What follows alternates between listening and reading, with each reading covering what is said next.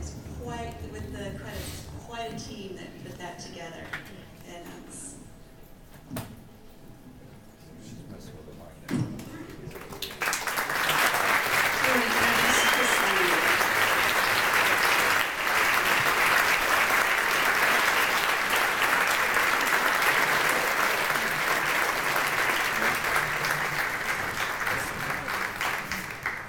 So it's quite appropriate that the five of them are over there and I'm here. They're, of course, the heart of the expedition. I've had the pleasure of sharing their accomplishment and the success of the expedition with colleagues, classmates, friends, whomever will listen, actually.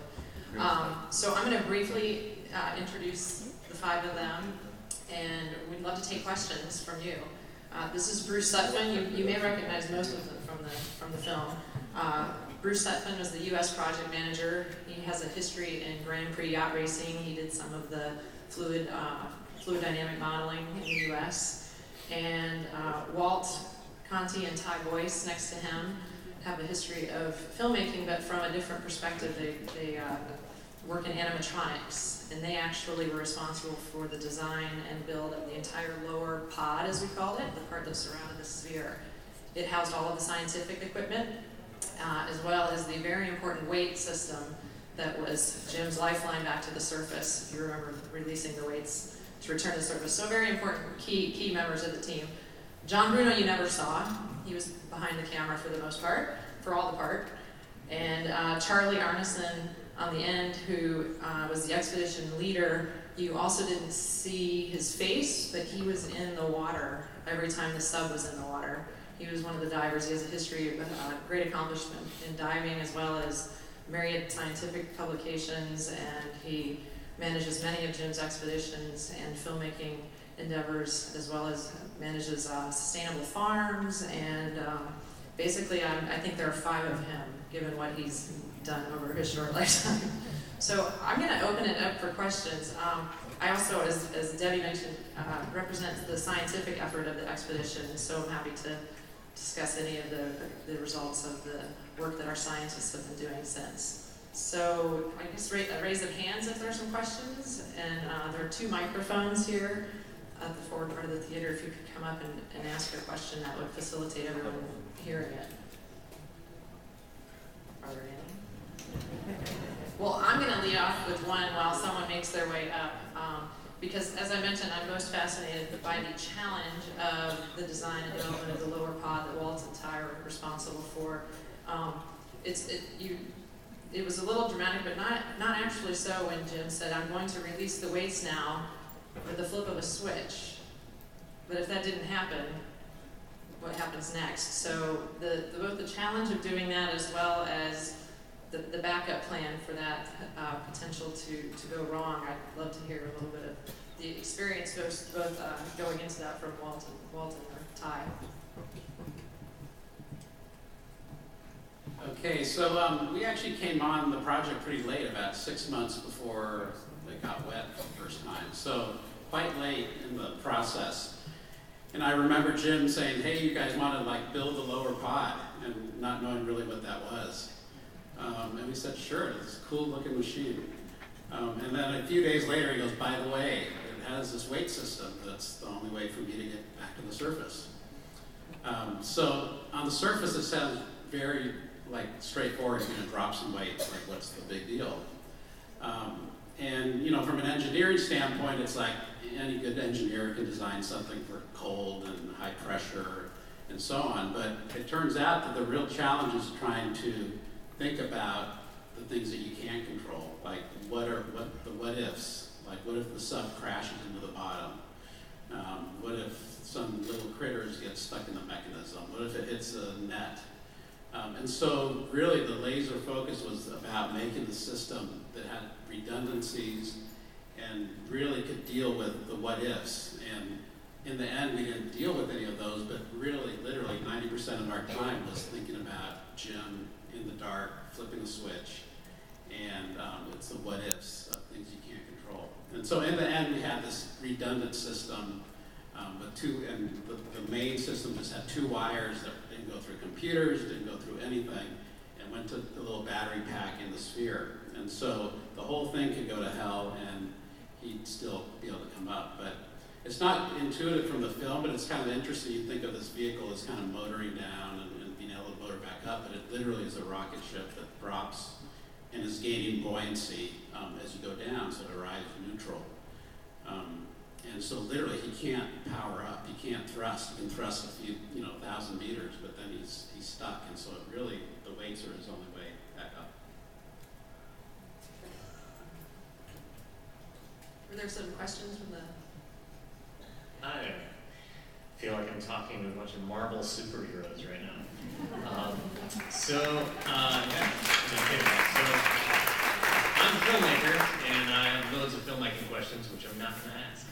I guess what I want to know is how many trips did it take down to Challenger Deep? What were some of the coolest finds, and what are the future plans of the sub? Well, I can address the specifics of the dives. Throughout the expedition, there were 13 sub-dives, and the 10th of which was the dive to the Challenger Deep. And with great fortune, having gone to New Britain Trench, we ended up with sort of a cross-section of a trench sampling survey, you might say. So we did a 1 kilometer, 4 kilometers, and 8 kilometers of the New Britain Trench, south of Papua New Guinea, and then with of course, the Mariana Trench. And also we did a really shallow dive in the Ulithi Atoll, just adjacent to the trench. In concert with that, we had a second scientific platform that was unmanned. He referred to it as the lander, which you saw when it brought up the really giant amphipods that our microbiologist Doug was so excited about. He was like a little kid on candy. And what was really neat about that was he said how gigantic these things are. They're shrimp, effectively. They're crustaceans. And only one other place just shallower even, they found these gigantic ones. And when I say gigantic, it's science speak for instead of 1 inch, there were 7 inches. But why? What in the trench environment contributes to them growing so large? And then from the Mariana Trench, the most fascinating thing to biologists is how do these animals survive? It wasn't empty. There were amphipods in the Mariana Trench, there were sea cucumbers, jellyfish, and bacteria. We can't stop counting the bacteria that live down there. And what's unique about bacteria, again, is they have to sustain life in this incredibly high pressure environment, 16,000 pounds per square inch, completely dark, and incredibly cold, near freezing temperatures. How do they do this? And the mechanism by which they do this can help us understand something about, or can help us to learn and treat different medicinal challenges on land. Pharmaceutical companies have a great interest in the mechanism by which they can withstand pressures. There are bacteria that we found on the amphipods that are in clinical trials to treat Alzheimer's. They have a knack for unfolding misfolded proteins. There's another bacteria that produces the heart-healthy omega-3s that we're supposed to get in our diet. We're finding those in the trench. And why do these animals need these to live down there? So there are a lot of unanswered questions, and the species that he's referred to, many of those are new microbes. We've also identified at least 2 new amphipods, and there's so much more. This is barely a drop in the bucket in terms of understanding our deepest oceans, much less the shallow depths.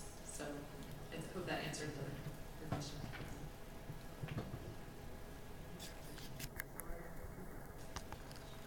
Yeah, actually, we did have actually 2 dives in the Challenger Deep, and like Walt was referring to earlier, the way the sub goes down and comes up is the sub is just positively buoyant at the surface, but we weigh it down to go a certain depth. And we, as we're engineering the sub, we plot and kind of predict the attitude of how this is going to work in real life. But Mother Nature's got to weigh in. So that's really why we were doing these graduated depth dives. And so we could really see how our predictions were matching up with Mother Nature. And then basically it was a little bit of a slope adjustment to that predicted curve we had. Now getting to Charlie's, I guess it was dive 9, we actually sent the sub down, not on a tether or anything. We just shot it over the side and sent it down to the bottom without Jim in it, which is definitely the scariest dive of all of them because he's on the boat, standing behind China's going, you lose my goddamn sub. So it really was. The what? Yeah, so basically we wanted to make sure that the dive, that the sub could handle the full ocean depth. We tested it down to 8,200 meters, which is 5 miles, but now we're going to close to 11,000 meters or almost 7 miles deep. And so we wanted to make sure before he was in it that it was capable of handling that pressure. Hi, my name is Danny Washington. I'm with Ocean Gems, and we're a multimedia program that focuses on inspiring youth to pursue careers in marine science with mentors in the field. And my question is focused, I noticed that there was obviously a predominantly male crew, and I noticed a couple of females in there, but I just wanted to know what roles did they play, and how did that all interact out at sea, and just the diverse, spectrum of roles that everyone played there. Well, I can speak to, there were more women involved than you saw. In fact, Erica Montague's here, and she is a biologist, technologist, marine scientist. I'm not sure if she's physically here at the moment. She's here at the film festival. Patty Fryer was our chief geologist scientist, and with extensive background and work in the Mariana Trench. She's a professor at the University of Hawaii. We certainly had others supporting from behind the scenes. And but I think it's an evolving trend in sciences in general that we're now getting more women involved, and certainly every single one of these was encouraging to any woman who was involved that would encourage their own daughters to pursue a career in science and engineering. But it's changing. It's just time with time, and I'm happy to say that classrooms to whom I speak, there are as many girls interested in diving into the Deepsea Challenger as there are boys. So. We just need to get them excited about it. And these guys are great storytellers. They've had a wonderful experience, and none of them have been shy about sharing that and exciting the next generation of scientists. So I don't know if anyone else has a comment to that. Thank you. Sure.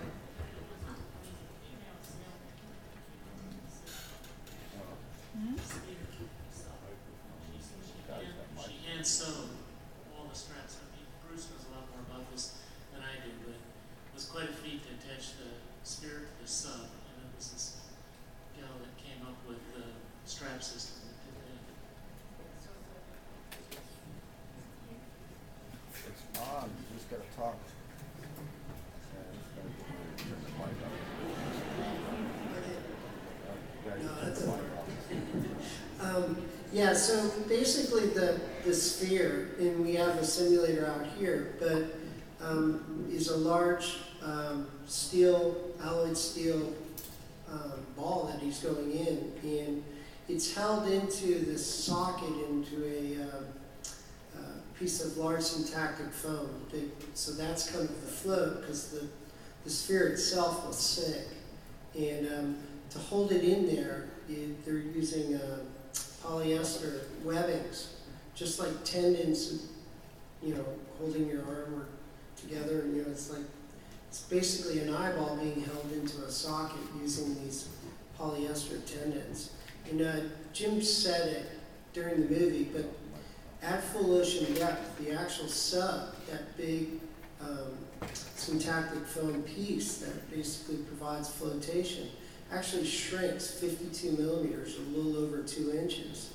So if those tendons don't, take up that slack, the ball falls out of the socket, and that could be fairly tragic. So they're sprung loaded. But it was very, it was a woman that came up with that whole system, and she did a wonderful job.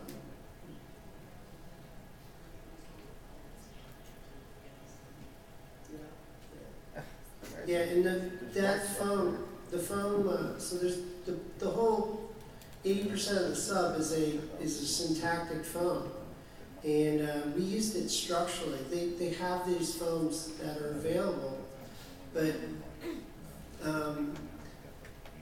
they didn't have the the safety factors that we needed in this design. So it was actually a synthesized foam that Ron Ullum and crew developed, and there was a lot of women involved with making that as well. So there were in the major weight and balance that was done on the vehicle. That was handled by a South African woman engineer. She was top notch. So there were quite a few beyond the lines that weren't seen in the movie. Hi, I'm Lisa Cosboyle, and I'm an environmental attorney. So I'm not going to ask a legal question or a science question, but I'm going to ask a film question to John Bruno. I just found it amazing to see the Challenger from outside as it was descending and coming back up, and I'm just wondering how you got those shots. There's a couple of ways in the film. We had an ROV that had a cable that would run that was 6,000 feet long or deep. And so, and that what's the system called? You mentioned the yellow ROV. The what? Yeah, I mean, it was the name of it. Quasar. Quasar is this big giant ROV. This was survey ship had this on it for basically tracking ocean bottom. It had 2 manipulator arms, and it was rigged. I didn't rig it, but it was pre-rigged with 200 feet of cable, so an ROV camera could move 200 feet away from it, could spool out. And this was used at the 4,000 foot depth to fly around the sub and get other pictures of the sub and the lander together, and some of the shots of it going up and down.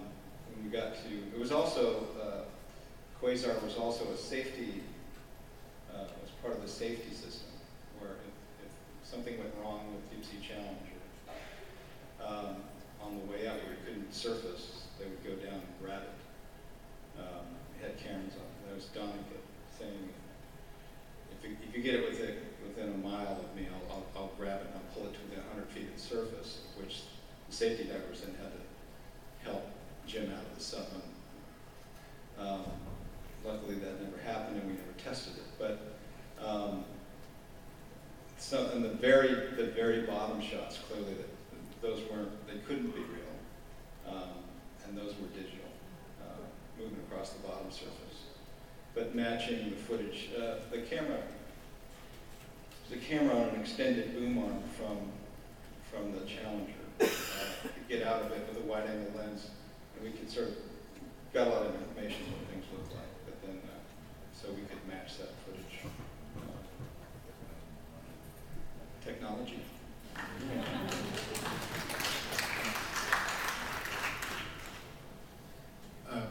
Okay, I've got a question. It's actually a general question and a specific question. The general is, what about the team? Was this sort of a one-shot deal, or do you kind of work together on other projects or anything going like that? Because obviously you're very effective. The other thing is a specific. I want to know how you handled the lateral navigation. Why you didn't worry about him spearing the boat when you came up. Obviously 7 miles, a lot of opportunity for current and whatnot. Yeah. So that's the first part. Charlie, Ty, we all worked on the Abyss. We all met on the Abyss.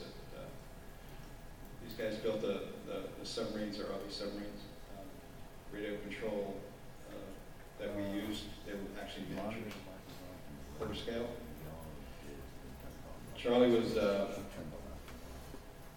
you explained, but you did on the Abyss. He played Bud. He jumped off that wall holding his breath in the movie. He was his double, Bud's double. Built up a lot of on the Abyss. There was a lot of first-time underwater camera equipment, and viewer that Jim used to be underwater monitor. was being filmed through the camera. There were a bunch of other